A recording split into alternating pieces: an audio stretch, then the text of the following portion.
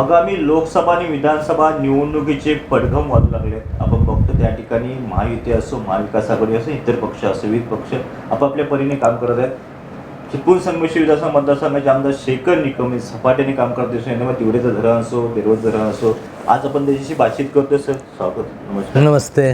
काय सांगाल एखादे तिवड्याचं 65 कोटीचं धरण आपण जे काम केलं? आपण आता बघतोय 2-3 दिवस बातम्याही चालू आहेत. तिवऱ्याचं 65 कोटी रुपये धरण मंजूर करण्यात मला अजितदादा असतील, देवेंद्र फडणवीस साहेब असतील, शिंदे साहेब, उदय सामंत, राठोड साहेब या सगळ्यांच्या माध्यमातून संधी मिळाली. त्याबद्दल मी ह्या सरकारचं मनापासून अभिनंदन करतो, आभार व्यक्त करतो. कारण हे धरण होणं खूप गरजेचं होतं आणि ते आता मंजूर झालं आहे. येत्या काही दिवसात लवकरात लवकर कामाला सुरुवात होईल. त्याचबरोबर राजेवाडीचा प्रश्न देखील आपल्या चॅनलच्या माध्यमातून असेल, इतर काही लोकांच्या माध्यमातून सातत्याने मांडला जात होता. म्हणजे डेरवणचं त्याच्याखाली असलेल्या 40 गावातला प्रचंड पाणी टंचाई. मी आता 3रा टँकर पण मी आणला आहे की आपल्या परिसरातील लोकांना कुठेही त्याचा त्रास होऊ नये म्हणून. आणि ते धरणाची ऑर्डर आता आज दुपारपर्यंत मला वाटतं GR आपला निघेल. जे दुरुस्तीचं काम आहे ते 16 कोटीचा GR त्याचाही निघेल. त्याबरोबर आता नव्याने पाझर तलाव, कोंडमाळा असेल आणि इतर काही ठिकाणचे पाझर तलाव देखील मंजुरी करण्याचा माझा प्रयत्न आहे, जेणेकरून पाण्याची समस्या कायमस्वरूपी आपल्या कोकणातून जर काढायची असेल तर छोटे पाझर तलाव हीच आपल्याकडची खऱ्या अर्थाने गरज आहे. मोठ्या धरणांपेक्षा छोटे पाझर तलाव होणं ही गरजेची आहे. आणि मला अभिमान आहे की अजितदादांच्या माध्यमातून मी हे काम 100% मी म्हणणार नाही, परंतु 70% तरी करण्यामध्ये मला यश मिळतं आहे. पुढं देखील जे 2-4 महिने राहिलेत त्यात ही राहिलेली अपूर्ण कामं देखील पूर्ण करण्याचा माझा मानस आहे. म्हणजे महाविकास आघाडीमध्ये आला असतं ते शक्य नव्हतं?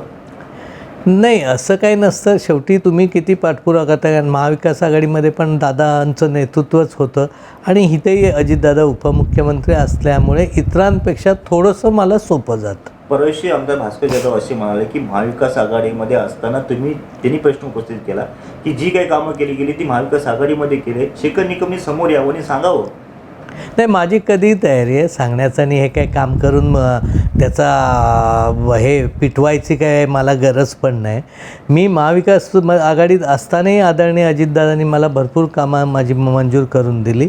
आणि महाविकास आघाडीतून आम्ही ज्यावेळी सत्तेतून बाहेर गेलो त्याच्या मधल्या पिरियडमध्ये देखील ह्या राज्याचे बांधकाम मंत्री रवींद्र चव्हाण साहेबांनी दर अधिवेशनला 50 कोटीची कामं माझ्या मतदारसंघात त्याही वेळी दिली होती. अर्थात ते त्यांचे माझे असलेल्या संबंधाचा एक भाग असेल. त्यांनी माझी स्थगिती पूर्णपणे सगळ्या उठवून दिल्या होत्या. त्यामुळे जसं ते आहे त्याच्यानंतर महायुतीत आत्ताच गेलो आम्ही, 5-6 महिने झाले. मग ग्रामीण रस्ते असतील, 30-54 असेल, दलित वस्ती पुनर्वसन असेल, अल्पसंख्याक असेल, मदत पुनर्वसनच्या माध्यमातून असेल, जलसंधारणाच्या माध्यमातून असेल, पर्यटनाच्या माध्यमातून असेल, त्याचबरोबर सावर्ड्याचं PSCसाठी 2.5 कोटीचा निधी उदयजी सामंतच्या माध्यमातून असेल. ह्या सगळ्या गोष्टीची पूर्तता ह्यामध्ये आल्यानंतर, महायुतीत आल्यानंतर अजितदादांच्या नेतृत्वाखाली ही कामं करू शकलो. हाच मला माझ्या पुरता मला अभिमान आहे.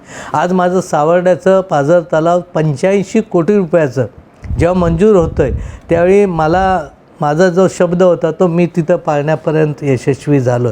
आणि ह्या निवडणुकीत सावर्ड्याचं धरण होणं हे माझ्यासाठी खूप महत्त्वाचं होतं. हा निवडणुकीत तुम्हाला प्लस पॉईंट होऊ नाही, निवडणुकीच्या प्लस पॉईंटसाठी नाही. मला 5 वर्ष जरी राहिली नाही, उद्या अजितदादांनी कोण दुसरा आणला, महायुतीचा दुसरा उमेदवार ठरला, तरी आता मी खूप आनंदी आहे की मला जी कामं हवी होती ती माझी अंतिम टप्प्यात आली, मंजुरीच्या टप्प्यात. तुम्ही जे करताय त्याच्यामुळे अनेकांच्या पोटामध्ये पोटशूळ उठलं असं काय? नाही, दुसऱ्याचं मी विचार करत नाही. माझ्या बाबतीत कोणाला पोटशूळ उठला असेल तो ज्याचा त्याचा भाग आहे. मी माझ्या आयुष्यात मी दुसऱ्यावर वैयक्तिक असेल, इतर बाबतीत असेल, कधीही दुसऱ्याची टीका केली नाही.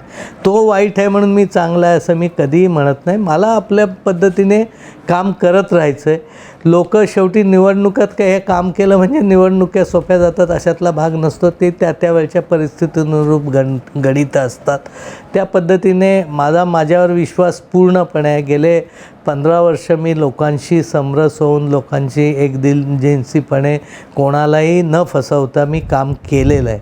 आणि मला तो विश्वासावर मला निवडणूक जरी उद्या लढायची आली महायुतीकडून मला दिलं किंवा कोणालाही अन्य माणसाला दिलं ते त्याला निवडून आणण्याची जबाबदारी पूर्णपणे माझी असेल आणि ती मी ताकदीने तुम्ही उचलेन. आता एक विधान करत कोणालाही न फसवणं, म्हणजे असं कोणी कुणाला फसवले नाही कसं असतं, आपण ज्यावेळी एखाद्या माणसाला सांगतो की तो गोड बोलून फसवतोय किंवा काय, अशी कदाचित कोणाची समज जाऊ शकते. असं ओपन स्टेज काही जण बोलतात, काही बोलतात की गोड बोलणं हा एक स्वभावाचा भाग आहे, हा एक मॅनर्सचा भाग आहे, हा एक रिस्पेक्टचा भाग आहे. एखाद्या वडीलधाऱ्या माणसाशी वाकून अदबीने बोललं म्हणजे ते काय कोणाचं काय फार काय कोणी असतं हे केलं अशातला भाग नसतो.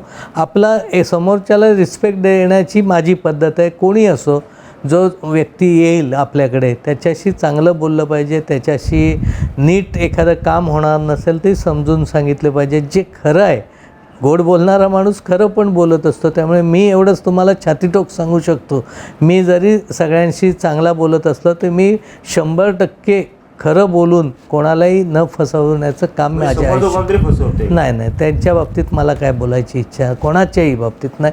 तो ज्याचा त्याचा विषय, मी माझ्यापुरतं फक्त सांगितलं. एकंदरीत लेखश असे म्हणाले की ज्या टायमाला तुम्ही महाविकास आघाडीमध्ये होतात त्या त्यांना विश्वासात घेतलं नाही, आता जर तुम्ही उभे राहिलात तर अल्पसंख्येची मदत तुम्हाला मिळणार नाही, असं लेखश म्हणाले. नाही, लियाकत शाह हे माझा खरं म्हटलं तर जवळचा मित्र आहे. पक्षीय मतभेद वाद असू शकतात, त्याचं काय मला त्या बाबतीत बोलायचं नाही. पक्षीय धोरणाप्रमाणे प्रत्येकाचं मत बदलत पण असतं, त्याही बाबतीत काय नाही. महाविकास आघाडीत असताना मी दोनच वर्ष आपण सत्तेत होतो. पहिली त्यातलं 1.5 वर्ष करोना आणि ह्या सगळ्या घडामोडीत गेलं, मग महापुरात गेलं. पण मला असं वाटत नाही की मी कधी त्यांना दुखावलं किंवा त्यांना विचारात घेतलं नाही किंवा काय केलं. एखादा एवढ्या मोठ्या व्याप्तीत थोडंसं एखाद्या दिवशी मागे पुढे एखाद्या घटनेबद्दल झालंही असेल, मी असं छातीटोक म्हणणार नाही की माझ्याकडून सगळंच बरोबर आहे. पण एक खरं आहे की आजची परिस्थितीनुरूप माझ्याबद्दल वेगळे प्रचार करण्याचं धोरण बऱ्याच जणांनी आज तालुक्यातले मोठमोठे नेते एकत्र येऊन ते करत आहेत. पण मी तुम्हाला प्रामाणिकपणे शब्द देतो की अल्पसंख्याक समाज जो आहे त्याचं आणि माझं, आम्ही कधी वेगळे आहोत असं आयुष्यात कधी वागलेलं नाही ना. इथे सावर्ड्यातलं तुम्ही कोणालाही विचारा. तसं नाही, आमदार शेखर निकम हे व्यक्तिमत्व म्हणून लोकांना पसंत आहे, हे व्यक्तिमत्व लोकांना पसंत आहे. तुम्ही भाजप बरोबर म्हणजे राष्ट्रवादी तुमची नाही, आदरणीय अजितदादांची राष्ट्रवादी जी आहे ती आम्ही असताना या महायुतीत असताना आम्ही अल्पसंख्याकांचा आदर ठेवून त्यांच्यावर कुठचाही अन्याय होणार नाही आणि दादा तिथे आहेत. त्यामुळे एक खूप मोठी जमेची बाजू आपल्या सगळ्यांसाठी आहे. आता हा माझ्याबद्दल विषारी प्रचार करण्याचं काम करणार आहेत लोक, मलाही कल्पना आहे. पण मला 100% खात्री आहे की अल्पसंख्याक समाज हा निश्चितपणे माझ्यासोबत असेल. थोडासा परिणाम होईल, कारण मलाही वस्तुस्थिती नरूपच मी बोलत असतो. पण तो देखील त्यांना मी समजून सांगेन की आम्ही काय दादा असल्यामुळे कुठच्याही बाबतीत कसाही कमीपणा येत नाही. आणि आज तर तुम्ही बघताय की हसन मुश्रीफ साहेब तिथे आहेत, त्याचबरोबर आता सिद्दीकी साहेबांचा अजितदादांच्या गटात प्रवेश होतो आहे. म्हणजे हे त्यानंतर आमचे अल्पसंख्याकांचे अध्यक्ष इंद्रिस नायकवडीसारखा अतिशय चांगल्या जोमाने काम करतो आहे. आमचा झाकीर शेख हसन तिथं काम करतो आहे, आमचा समीर काजी तिथं काम करतो आहे, आमचा मुराद आंबेडकर तिथं काम करतो आहे. मग ही मंडळी काम करतायतच ना. तिकडचा विषय आपण आपल्या चिपळूण संगमेश्वर मतदारसंघाचा विषय हा, मग इथलीच ही माणसं मी नाव घेतो आहे. त्याचबरोबर आज आपण वेगवेगळ्या टप्प्यावर जिथं जिथं माझ्याशी निगडीत कामं आलेत, वेगवेगळ्या मूल्यातली कामं असतील, वेगवेगळ्या ठिकाणची असतील, मी माझ्या परीने करत आले. मी ते कामं हे केलं ते केलं हे सांगणार नाही, कारण तुम्हाला माहीत आहे वेगवेगळ्या शहरात आज कितीतरी वेगवेगळ्या टप्प्यात आपण तिथं काम करतो आहे. जिथं शक्य आहे तिथं काम करण्याचा माझा प्रामाणिकपणे समाज घेतला निर्णय योग्य की काय. आता शेवटी माणूस आपापला निर्णय आपापला घेत असतो. प्रत्येकाची काही अभिलाषा इच्छा असते, त्यामुळे त्याला आमदार लवकर होण्याची इच्छा असेल, त्यांनी त्याच्या जागी योग्य असेल त्याची बाजू आहे. मी त्याचा निर्णय योग्य आहे की चूक आहे हे मी कशाला सांगू. मी माझं काम करत राहणं एवढीच माझी जबाबदारी आणि ती मी चांगल्या पद्धतीने करतो. असे बोललं जातं की त्या कृषी पर्यटनला दिलीप वस्ते पाटील साहेब ते मंत्री होते, त्यावेळी ते असे म्हणाले की प्रशांत जाधवपर्यंत थांबा, राजकारणामध्ये येऊ नका. आणि तेव्हा असं म्हणलं गेलं होतं की सरांनीच कानभरणी केले त्यामुळे त्यांनी असं विधान केलं. मी जर कान भरणी करायची असती तर मी एका फोनवर दिलीप वळसे पाटलाला इथे येऊ नको सांगितलं असतं, एका फोनवर. आणि मला विचारल्याशिवाय ते इथं आलेच पण नसते. आणि त्यांनी मला विचारल्यावर ज्यावेळी मीच निमंत्रणाचं प्रशांतचं पत्र मी स्वतः नेऊन दिलं होतं. त्यामुळे मी असा एवढा संकुचित वृत्तीचा नाही की ह्याचं हे आहे मग त्याचं ते आहे. मी त्याचं प्रशांतच्या वाशिष्ठीचं आजही जाहीरपणे कौतुक करणारा माणूस आहे किंवा त्याच्या बाबतीत सपोर्ट करणारा. नागरी पतसंस्थेचं ज्याचं फाउंडेशन निकम साहेबांच्या इथं घरात झालं, तिचं पहिले शेअर्स तिथं आमच्या सगळ्या स्टाफचे आहेत. तिथला पहिला फाउंडर डायरेक्टर मी आहे. पण मी ह्या व्यापारामुळे आमचा गुलाब सुरवेला तिथं दिलं की आपण ते करायचं नाही. मग ही दोन वेगवेगळ्या गोष्टी आहेत. ते त्यांचं काम त्या पद्धतीचं वेगळं आहे, हे राजकारणाचं वेगळं आहे. आता राजकारणात असतो तेव्हा गीतेचा जसा उपदेश परवा भास्कर शेठ साहेबांनी दिला, तो गीतेचा जसा त्यांना लागू आहे तसा आम्हालाही लागू आहे. ते असंही म्हणाल ना की तुम्ही गोड बोल्या दोघं त्यांनी शब्दप्रयोग केला ना किंवा शेखर निकम म्हणजे गोड बोला माणूस. अरे पण मी तुम्हाला सांगू, भास्कर जाधव जे माझ्या बाबतीत बोलले त्यात वाईट काय बोलले? ते चांगले वागतात, त्यांच्याकडे ते लोक सगळी आकृष्ट झाली. ह्यात माझ्या वाईट त्यांनी असे शब्द बोलले, हा गोड बोला माणूस आहे. अरे गोड बोलणं हा काय वाईट स्वभाव आहे? उर्मट आहे बोलले असते, शिव्या देणार आहे बोलले असते तर ठीक आहे ना, मी त्याचं एक्सप्लेन द्यायचं. गोड बोलणारे माझी त्यांनी स्तुतीच केली, त्यांनी माझाच प्रचार केला त्या सगळ्याच्यात. आणि भास्कर शेठच्याबद्दल माझ्या मनात आदरच आहे. कोकणातलं एक अतिशय चांगलं नेतृत्व आहे. ते विधानसभेत काम चांगलं आहे त्यांचं, अतिशय चांगलं काम आहे. त्यामुळे त्यांनी गोड बोललं उलट चांगलं आहे ना. त्यांनी ओपन स्टेज म्हटले की समोर समोर या आणि बसा, केव्हाही बसू असंही बोलणं ठीक आहे. कोणी सांगावं. माझी पुस्तकं पहिली काढली, आताची काढणार आहे. त्यामुळे ओपन बसानी ह्याच्यात काय फार मोठं बोलायचा विषय नाही. आणि मी तुम्हाला आधीच सांगितलं की मी आदरणीय अजितदादांकडे ह्यावेळी जायचं 100% ठरवलं होतं. त्याच्यामध्ये कुठंही म्हणजे ह्या कारणासाठी जातो आहे त्या कारणासाठी जातो ह्याच्यात काही गोष्टी माझ्या नव्हत्या. मी पहिल्या वेळी आदरणीय पवारसाहेबांकडे एकनिष्ठ राहून काम केलं होतं. त्यानंतर अजितदादा पक्षात आले, सगळी सूत्रं अजितदादांकडेच होती हेही मी तेव्हा सांगितलं. आताही आमचा समज होता की काही दिवसांनी मिटणार, पुन्हा दादाच परत येणार. त्यापेक्षा आपलं दादांबरोबर राहून जी काही कामं करता येतील तेवढे करणं भाग होतं. आता ह्या बाबतीतल्या इंटरनल्स ज्या गोष्टी आहेत, काय चर्चा झाली, साहेब काय बोलले, दादा काय बोलले, ह्या गोष्टी मी सांगू शकत नाही. तो आमचा इंटरव्ह्यू. आमदार भास्कर रावांनी असंही सांगितलं, जर शेखर निकम आमच्याकडे असते तर 1.25 लाख मतांनी निवडून आले असते. अगोदरचे 30,000 हे असं नसतं राजकारणात. ह्या जर त्याला काय व्हॅल्यू नसते. समजा मी महायुतीत गेलो नसतं तर आज भाजपचं चांगला कॅन्डिडेट असतात. सदानंदबाईंनी आत्तापासून जोरात काम केलं असतं. सदानंद चव्हाण असा माणूस आहे की ज्याची वाड्या वस्त्या गावकर मंडळ्यापर्यंत त्यांच्या इतका माझाही संपर्क नाही. मी जाहीरपणे कबूल केलं आहे, आधी केलं आहे, आजही करतो. आजही त्यांचा संपर्क प्रचंड दांडगा आहे. त्यांना ताकद दिली असती पक्षाने, ते प्रबल उमेदवार असते, ते जर असते तर 1,00,000 लाखाने येण्याचे विषयच नसतात. समजा तेच उमेदवार असले तर कुठं सदानंद चव्हाणच उमेदवार दिले तर हां, माहितीतून लढले तर मी त्यांचा मुख्य प्रचारक असेल, त्यात काय. एकंदरीत आपण जर पाहिलं तर आता रक्तरंजित महाराष्ट्र घडतोय. कालच आपण बोलतो, मलाही जयंत पाटलांचा फोन आला होता की असं प्रशांत आम्ही आमच्याकडे घ्यायचं चाललं आहे, पण मग तू काय करणार, तू नंतर आलास तर तुला उमेदवारी मिळणार नाही. मी म्हटलं सर्वस्वी दादा ठरवतील तो निर्णय. उद्या दादानी ठरवलं तुमच्या तर दादा सांगतील तो डिसिजन. मला काय त्याच्याशी तुम्ही असं विचार करता दादानी सांगितलं तर तिकडे तर तिकडे पण तुम्ही जाणार असं कुठे. मी हे बघा, दादानी सांगितलं तिकडे जाण्याचा विषय नाही. दादांच्या भूमिकेला समर्थन ही भूमिका माझी पहिल्यापासून आहे. आणि यामध्ये मी त्याही वेळी बोललो की माझा मतदारसंघातला स्वार्थ ठेवून मी निर्णय घेतला. आणि मी दादांना शब्द दिल्यामुळे मी तो कायमस्वरूपी ठामपणे तो निर्णय घेतला. आता तुमच्यासमोर प्रशांत यादव म्हणून उमेदवारी जाहीर झालेली आहे, कसं पाहताय सर एकंदरीत? प्रशांत समजा उमेदवार आहे, प्रशांतनी चांगलं काम केलं नाही, त्याच्यात काय वाद नाही. पण कोणी उमेदवार आहे, प्रशांत सोडून जरी उमेदवार कोण असेल उद्या तरी निवडणूकही निवडणूक असते. तिथं गाफीलपणा ठेवून कधीच जायचं नसतं. आपण आपल्या ताकदीवर, आपल्या विश्वासावर, आपल्या छोटे कार्यकर्ते, माझ्याकडे आज कोणच मोठा नेता नाही, ना चिपळूण तालुक्यातला नाही, ना देवरुख तालुक्यातला नाही, काही नेते माझ्याकडे आज कोणीही माझ्याकडे नसताना माझी भरी छोट्या छोट्या गावातल्या वाडीतल्या वस्त्यातला कार्यकर्ता जो माझ्याशी अटॅच आहे, ज्याचं माझ्यावर प्रेम आहे, मी त्यांच्यावर जीवापाड प्रेम करतो, असे प्रत्येक भागातले माझे छोटे कार्यकर्ते हीच माझी खऱ्या अर्थाने ताकद आहे. त्यामुळे ते जोवर आहेत तोवर मला कशाची चिंता नाही. इकडे पाहिलं तर वाशी टेलिमिलच्या माध्यमातून प्रशासनाने हजारो शेतकऱ्यांच्या हाताला काम दिले, अनेक तरुणांना काम दिले, चिपळूण नागरिक पतसंस्था असो, अशा पद्धतीने प्रशासनाचं काम आहे. दुसरीकडे बघतोय चिपळूणमध्ये सुद्धा चांगल्या बऱ्यापैकी आहे, कारण अनेक जण म्हणतात लियाकत शाह असो की अनेक जण सुद्धा त्यांच्या पाठीमागे आहेत. तर एकंदरीत काय वाटते तुम्हाला आता? ते मागच्या वेळी शेवटी राजकारण आहे, राजकारणात मोठे लोक जरी कोण कोणाबरोबर आहे ह्याची मी काही फिकीर फारशी करत पण नाही. माझ्याकडे छोटे कार्यकर्ते आहेत जे माझ्या जीवाला जीव देणार आहे, त्यामुळे त्यांच्या ताकदीवर ही निवडणूक होईल आणि त्यामध्ये माझ्यावर पूर्ण विश्वास आहे.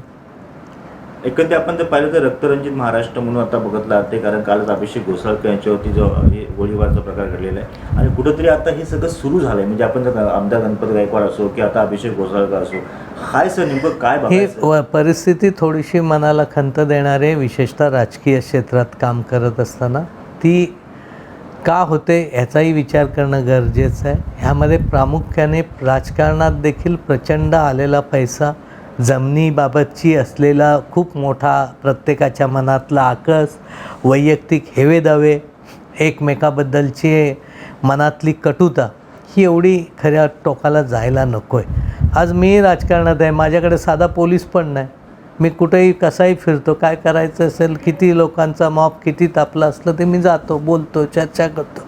मला मग त्यामुळे थोडंसं नैतिकतामध्ये थोडीशी अडचणी दिसतात. त्यामुळे ह्या हल्ले वैयक्तिक स्वरूपातले हल्ले आहेत, पण तो राज्याचे गृहमंत्री फडणवीस साहेबांच्या नेतृत्वाखाली तातडीने ह्या सगळ्या कारवाई होतील हा विश्वास देखील मला आहे. राजीनाम्याची मागणी करतात सर एकंदरीत? असं होत नाही ना.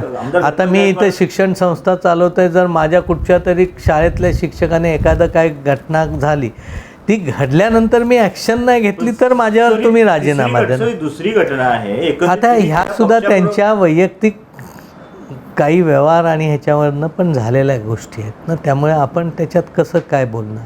आपण निश्चितपणे याचा बंदोबस्त महायुतीच्या वतीने शिंदेसाहेब, दादा आणि फडणवीस साहेबाच्या नेतृत्वाखाली चांगल्या पद्धतीने होईल. आपण जर एकंदरीत पाहिजे तर रायगडच्या फक्त आपल्याकडे जे वातावरण आहे, सुसंस्कृत वातावरण आहे, राजकीय वातावरण चांगलं आहे, ते कुठंतरी बिघडू नये, एकमेकाने एवढ्या खालच्या पद्धतीने आरोप करू नयेत असं माझ्यासारख्याला वाटतं. समोरच्यांना काय वाटतं हा त्यांचा भाग आहे. म्हणजे अजून शिमग्याला वेळ आहे, एवढ्यापासून पोटतिडकी म्हणजे तिडकीने एकमेकाबद्दल बोलण्यात काय मला वाटतं फारसं स्वारस्य नाही. ओव्हरऑल मी सांगतो, आपल्या रत्नागिरी जिल्ह्याची एक परंपरा आहे, आपण विरोधी एकमेकाच्या असलो ते आपण एकमेकाला भेटतो, नमस्कार करतो, चहा पितो, एकमेकाशी गप्पा मारतो. त्या पद्धतीचं निदान आपल्या रत्नागिरीत ते वातावरण टिकवायची प्रमुख लोकांनी मनापासून जबाबदारी घेतली पाहिजे अशी माझी अपेक्षा. आता 16 तारखेला असो विधानसभा असो एकत्रित लढणार की सोबत काय? 100% महायुती म्हणूनच लढणार. माहिती काय कधी सांगाल मतदारांना किंवा कार्यकर्त्यांना कधी काय सांगाल? आता जे सगळं सुरू आहे, राजकारण सुरू आहे आणि भविष्यात नाही, राजकारणातले वाद आपण किती टोकावर न्यायचे ज्यांनी त्यांनी ठरवलं पाहिजे. विशेषतः नेते मंडळी भांडणं करून देतात, खालचे लोक त्याचा राग काढला जातो, वरचे लोक आता तुम्ही बघताय आपल्या इथलंच किंवा इतर सगळीकडचं बघाल तुम्ही तर काल शिव्या देणारे आज गळ्यात गळे घालत आहेत, काल मीच कसा चांगला आहे सांगणारे आज माझ्या बाबतीतही शिव्या द्यायला सुरुवात करतील. मी केल्यात नाही म्हणत, करू शकतील. हे सगळं गणित आहे. म्हणजे जसं भूमिका बदलली की विचार बदलले. आता काय विचारांचं काय पक्का कोण राहिलेला नाही. आता पण सगळ्या पक्षात जाऊन आलेत, त्यामुळे कोणी कोणाला काही शिकवायची गरज नाही. आज मागच्या भाषणात मी सांगितलं की एकटा प्रशांतनी पक्ष सोडला नाही, बाकी आम्ही सगळे इकडून तिकडून उड्या मारल्या. आता तिकिटासाठी त्यांनी उडी मारलेली आहे, ती मूळ पक्षातून दुसऱ्या पक्षात. हे राजकीय शेवटी बदल असतात, ते ज्या त्यावेळी करावेही लागतात, कारण आयुष्यात ते काही गोष्टी त्या विषय तुम्ही केला आहे. पण परवाशी माजी मुख्यमंत्री उद्धव ठाकरेंनी सभा घेतली, सभेमध्ये असे म्हणत होते धरण फोडणारे खेकडे तर तिकडे गेले, अशा पद्धतीत उद्धव साहेबांनी भाषण. ते त्यांनी हे बघा, उद्धव ठाकरे काय बोलले किंवा त्यांच्या बोलण्यावर मी प्रतिक्रिया द्यावी इतका तर आधी मी मोठा एकत्र नाही. काम केलं ना सर. मला आनंद एवढ्याच गोष्टीचा आहे की उद्धव साहेबांच्या सभेत माझा उल्लेख केला आणि माझा एक चांगल्या पद्धतीने तिथं माझा प्रचार त्यांच्या सभेत झाला, ही माझ्यासाठी आनंदाची गोड गोष्ट आहे. बोलले हे तुम्हाला चांगलं वाटलं? हां, त्यात वाईट काय, मी काय गोड बोलणं म्हणजे काय कोणाला फसवलं, मी निसर्गांना फसवलं गोड बोलून, त्यांच्याकडून काय काढलं, त्यांना काय लुबाडलं, त्यांचं काय केलं नाही. तर वेगळं आहे ना. तो आता मुद्दा सुद्धा सांगतो, हा माणूस गोड बोल्या असं का म्हटलं गेलं की महाविकास आघाडीमध्ये राहिले असते तर 1.25 मतं निवडून आले असते. दुसरी गोष्ट ऐका सर, दुसरी गोष्ट त्यांचं असं म्हणणं होतं की बाबा एकंदरीत विकास कामाची सांगतायत की विकास कामाने तिकडे गेलोय, ती विकास कामं महाविकास आघाडीमध्ये असतात. तुम्ही आता पहिली माझी मुलाखत झाली ती पण बघितली आहे की दादांबरोबर मी जायचं ठाम ठरवलं आहे. कदाचित माझा त्यात स्वार्थ पण असेल, हे मी वाक्यच बोललो. स्वार्थ वैयक्तिक असेल, विकास कामाचं असेल, संस्थेच्या कामाचं असेल, हे मी काय लपवून ठेवलं आहे. मी नेहमी सांगत आलो आहे, उगाच वैचारिक मुलामा देऊ नये कोणी. मी इकडं गेलो म्हणून मग माझे हे विचार झाले, माझ्यावर पक्षानं अन्याय केले, असल्या गोष्टी सबाबी सांगणारा मी नाही. मी त्याही वेळी कोण काय बोलतो याचा विचार न करता स्पष्ट सांगितलेलं आहे. त्यामुळे माझी ती भूमिका स्पष्ट आहे ना. मी एकंदरीत आपण जर पाहिलं तर या ठिकाणी मी वैयक्तिक असो, लोकांच्यासाठी असो, विकास कामासाठी असो, या सगळ्या गोष्टीसाठी मी त्या ठिकाणी गेलेलो आहे. तिवरे धरण असो की अन्य कामं असो, ते मी कामं करतो, मला समाधान लाभतंय. कुणावरती टीका टिप्पणी करणे हे माझं काम नाही. भविष्यात प्रशांत यादव समोर असले तरी मी निवडणूक त्याच्याही माझे संबंध चांगलेच राहणार. चांगले संबंध असून निवडणूक आम्ही लढवणार आहोत. माहितीचा उमेदवार कोणी असो, मग उद्या सदानंद सावंत जरी असले तरीही मी त्यांचा प्रचारक आहे. अशा स्वरूपाचं प्रतिक्रिया शेखर निघून. धन्यवाद.